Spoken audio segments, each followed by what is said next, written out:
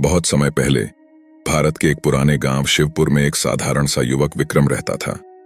विक्रम का मन हमेशा बेचैन और अस्थिर रहता था। उसे नींद नहीं आती थी और उसके मन में अनगिनत सवाल उठते रहते थे। उसने अपने जीवन में कई तरह के साधना और ध्यान की कोशिश की, लेकिन उसे शांति नहीं मिलती थी।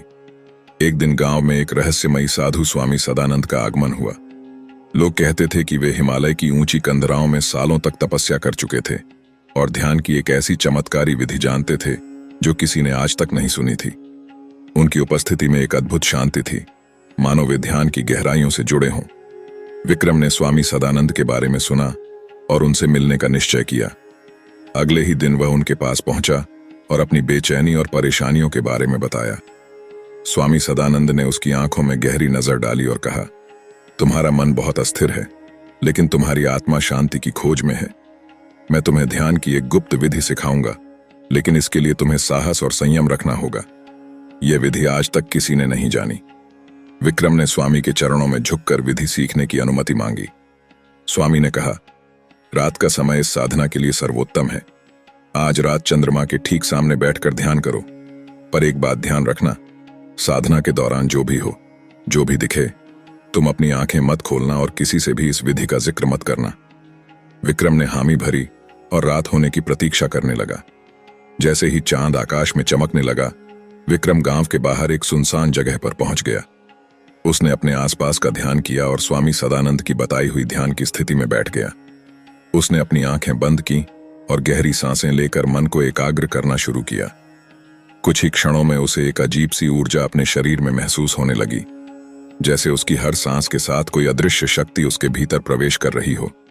उसके शरीर में कंपन होने लगा और उसे लगा कि वह किसी और ही दुनिया में पहुंच गया है। अचानक उसे किसी का हल्का सा स्पर्श महसूस हुआ, मानो किसी ने उसके कंधे पर हाथ रखा हो। विक्रम का दिल तेजी से धड़कने लगा, लेकिन उसने अपनी आंखें बंद रखीं और साधना में ध्यान मग्न रहा। फिर उसे एक धीमी रहस्यमयी आवाज सुनाई दी, तुम्हें जिस शांति की तलाश है वह तुम्हारे भीतर ही है। मैं तुम्हें एक रहस्यमयी विधि दूंगा, लेकिन इसके लिए तुम्हें गहरे ध्यान में उतरना होगा। विक्रम ने उस आवाज पर ध्यान केंद्रित किया और खुद को पूरी तरह से समर्पित कर दिया।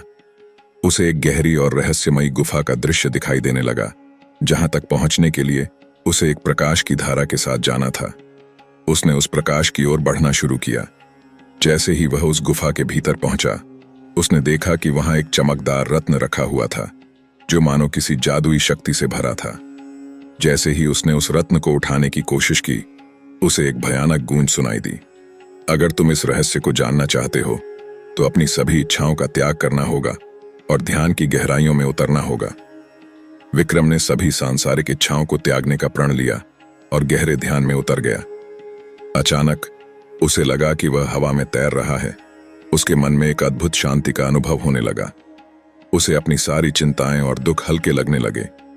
उसे अपनी आत्मा की गहराई में एक ऐसी शक्ति का अनुभव हुआ जो उसे अब तक कभी महसूस नहीं हुआ था। वह अपने मन के भीतर की आवाज सुन सकता था, जो कह रही थी, तुम ही अपने जीवन के मार्गदर्शक हो, हर सवाल का जवाब तुम्हारे भीतर ही है। धीरे धीरे वह उस गहरी साधना से बाहर निकला और अपनी आंखें खोली। चारों ओर शांति थी और चंद्रमा की रोशनी उसे शांत भाव से देख रही थी। विक्रम ने महसूस किया कि वह अब एक नए इंसान बन गया है। उसके भीतर की बेचैनी अब शांत हो चुकी थी और उसे अपने जीवन का असली उद्देश्य समझ में आने लगा था। अगली सुबह विक्रम स्वामी सदानंद के पास पहुंचा और उनके चरणों में झुक गया। स्वामी ने मुस्कुराते हुए कहा, अब तुमने सच्चा ध्यान प्राप्त कर लिया है। यह शक्ति केवल उन्हीं को मिलती है जो अपने मन को सभी इच्छाओं से मुक्त कर सकते हैं। यह चमत्कारी विधि तुम्हारे लिए एक आशीर्वाद है।